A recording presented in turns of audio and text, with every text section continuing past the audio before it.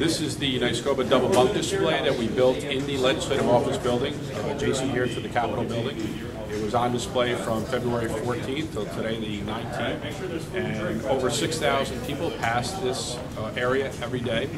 And we were able to give handouts of the accurate information on double bunk celling, as well as show that the demonstration itself of what a double bunk cell looks like.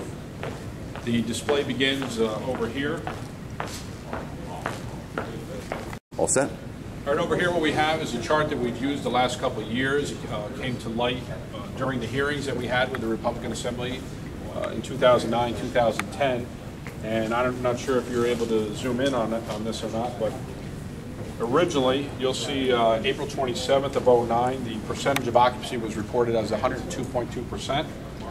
Then what happened was, as we began giving this piece of paper out that we get directly from Labor Relations and the department itself, the legislators began calling and questioning why we're at 102% when the department was trying to claim that there was empty cells within the system. 2 weeks later, May 10th of 2009, again, I don't know if you can see it, but the occupancy was missing from the report. They just eliminated the percentage occupancy from the report.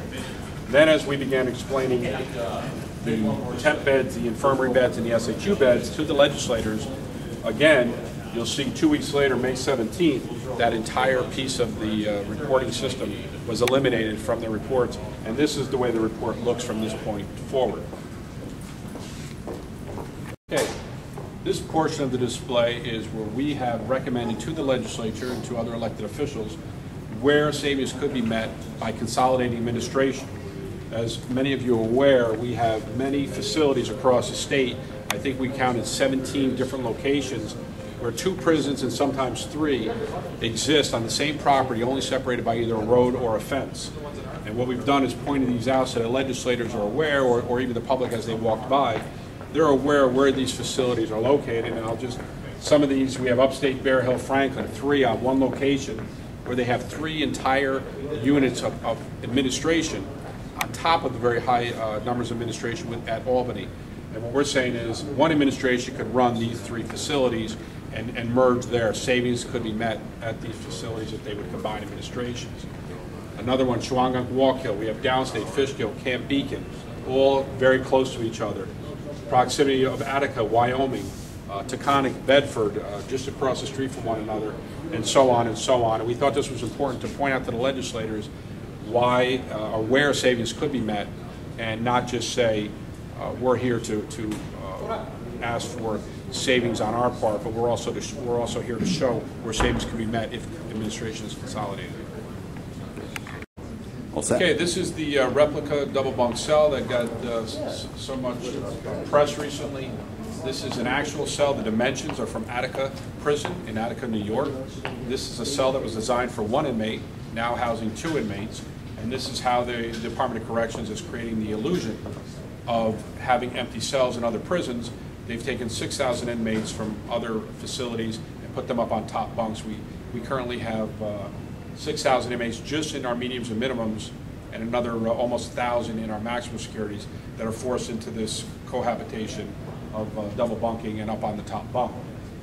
This this cell itself out of Attica was recently measured. It's 6 feet in width, it's 8 feet in height, and it's 8 feet 6 inches in depth.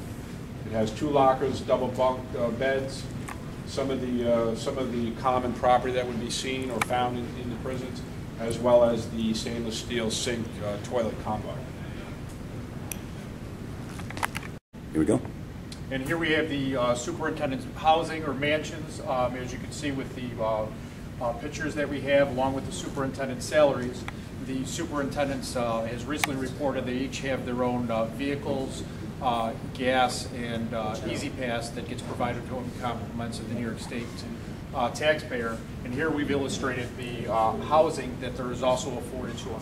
You can see that along with their exorbitant salaries, they're included with the housings of these mansions where they receive cable TV and free gas and also no property taxes. We've taken each of these facilities that are shown here from different areas across the state, and we've tried to just show some of the superintendent's housing. It's obviously not all throughout every single facility, but just to show what else they enjoy besides their high pay and the other benefits that they receive. Okay, the most important part of this display, and something that's gotten a lot of press over the last 2 years, is this massive flow chart. This is from the Docks Administration, just in Building 2 in Albany, New York. There's over 900 people that work in that building. We had to FOIL this information. It took us approximately 3 months to compile and figure out where everyone works and actually get this chart made. But I think it brings the point home as to where the massive amount of money is spent within the Department of Corrections. We've put right up here the total salary is about $53 million just in Building 2 alone. And when you combine benefits on top of that, you're up to $75, almost $76 million annually. These charts, you'll see there's many. Obviously, you have the Commissioner Fisher, but underneath you have your associate commissioners, your deputy commissioners, your DEPs of this, your associate commissioners of that. And we've broken it down where we have information commissioner. These are all the IT people that they say are very necessary to keep docks running. You have here, this is the council or law division. This very small part is the part that they've given to security, which used to be the most important part of corrections. Over here you have administrative services, labor relations, you have industries and diversity management, program services. We're not even sure what this is, but we added it in there as well. That was on the FOIL chart. Your IG division, as you see, is quite large. And this is all your medical division. And one of the key points that we've been making to the legislature throughout this week, as this display has been up, is that this is the mass administration that exists strictly in Albany. There's other duplication of services and titles that also occur at each facility across the state. Is that good enough?